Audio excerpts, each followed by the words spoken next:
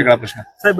काल जयकुमार गोरेंनी तुमचा सत्कार केला आणि त्यानंतर तुमच्या चेहऱ्यावर एक वेगळंच हास्य होतं आणि त्याबद्दल जयकुमार गोरेंना विचारलं तर त्यांनी असं सांगितलं की आमच्या दोघात आता काही असं वैर नाहीये किंवा राजकारणामध्ये ह्या गोष्टी होत राहतात.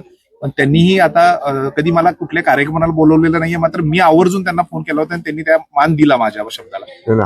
आपण स्वागत सत्कार हसूनच स्वीकारतो ना. कुणी जरी घेतला स्वागत सत्कार तरी आपण हसूनच स्वीकारतो. आणि मान्य जयाभाऊंचं माझं काय वैयक्तिक काय कुठले मतभेद नाहीत. राजकीय विचार किंवा राजकीय भूमिका त्या त्यावेळी प्रत्येकाची वेगळी असते.